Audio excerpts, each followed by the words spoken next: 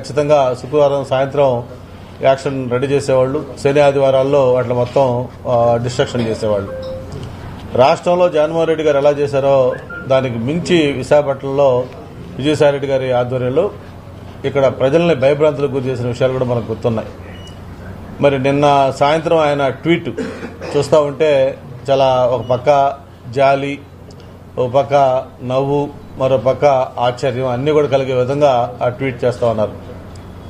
నాకు చంద్రబాబు నాయుడు పైన బాధ లేదు, తెలుగుదేశం పార్టీతో విభేదాలు లేవు, లేకపోతే పవన్ కళ్యాణ్ నాకు చిరకాల మిత్రుడు, లేకపోతే ఇంకొక ఇది లేవు అవి లేవు అని చెప్పని ఈరోజు ఆయన నీతి వాక్యాలు చెప్తూ రాజకీయాలకి బై బై, వ్యవసాయం చేసుకుంటారని చెప్పి కూడా చెప్తా ఉన్నారు.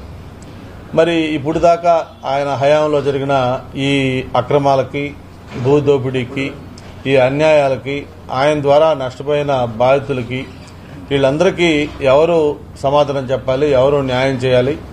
ఆయన సింపుల్గా నేను పార్టీకి రాజీనామా చేశాను, అలాగే పదవికి రాజీనామా చేస్తా ఉన్నాను, వ్యవసాయం చేసుకుంటానంటే ఈ చేసిన ఇవన్నీ కూడా పోతాయా అని చెప్పి కూడా మనం ఒకసారి ఆలోచించాల్సిన అవసరం ఉంది.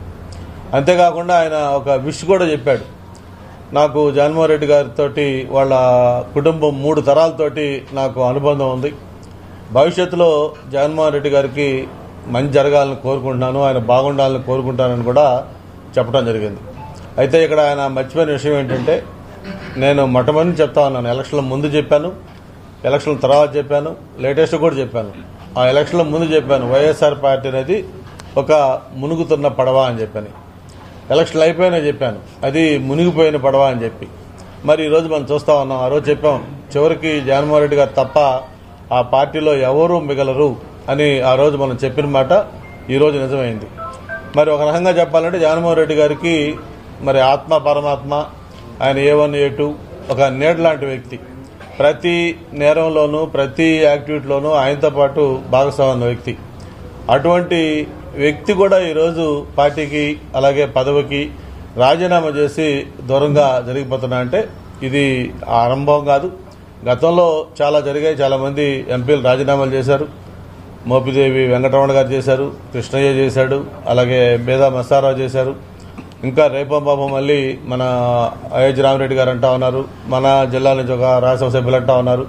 ఇట్లా రకరకాల పేర్లు చెప్తా ఉన్నారు. వీళ్లతో పాటు అలాగే ఓడిపోయిన పాత నాయకులు, మంత్రులు, బాలినేని శ్రీనివాసరెడ్డి గారు కావచ్చు, ఉదయ్ భాను కావచ్చు, ఇలాంటి వాళ్ళు. అలాగే విశాఖపట్నం తీసుకుంటే మన భీమిలి ఇన్ఛార్జిగా ఉన్న అవంతి శ్రీనివాసరావు రాజీనామా చేశారు.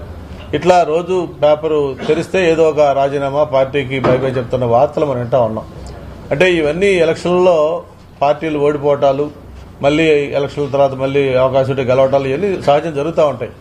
కానీ ఒక రాజకీయ పార్టీ ఇంత సంక్షోభాలను కూరుకుపోవటం అంటే ఇక పార్టీ మనుగడ ఏంటి అని చెప్పి నాయకులు కూడా ఆలోచించుకునే పరిస్థితికి పార్టీ వచ్చిందంటే అది జగన్మోహన్ రెడ్డి గారి యొక్క యాటిట్యూడే ప్రధాన కారణం. మరి ఈరోజు జగన్మోహన్ రెడ్డి గారు ఏదైతే వైఎస్ఆర్ పార్టీ ఉందన్నది అదనేది గతంలో చెప్పినట్టుగా అది ఒక చరిత్రలో మిగిలిపోబోతున్న పార్టీ. ఆయన ఎన్ని మాటలు చెప్పినా, ఎన్ని వాళ్ళ నాయకులు మిగిలిన ఒకరిద్దరు ఏదో ట్వీట్లు చేస్తున్నా సరే ప్రజల్లో ఈరోజు వైఎస్ఆర్ పార్టీ అంటే దానికి మొత్తం నిజ స్వరూపం బయటపడిపోయింది. ఒక పక్క స్టీల్ ప్లాంట్కి మొన్ననే ఒక రివైవల్ ప్యాకేజ్ ఇచ్చారు, దాదాపు 12,000 కోట్లు. అది 1,000 లేకపోతే 2,000 లేకపోతే 100 కాదు, 12,000 కోట్లు దాదాపు ప్యాకేజ్ ఇస్తే ఓకే, దాని మీద ఇంకా ఫర్దర్గా ఏమైనా కావాలంటే అడగొచ్చు, ఇంకా మైన్స్ ఓన్గా ఇవ్వాలని అడగొచ్చు, లేదు ఇంకేదైనా డిమాండ్ ఉంటే అడగొచ్చు. కానీ ఇచ్చిన 12,000 కోట్లు కూడా వక్రీకరించే విధంగా ఇదేదో దీంట్లో కుట్ర ఉంది, దీనివల్ల ఏం లాభం లేదు, ఎంత లాభం ఉందనేది సెకండరీ. ముందు 12,000 కోట్లు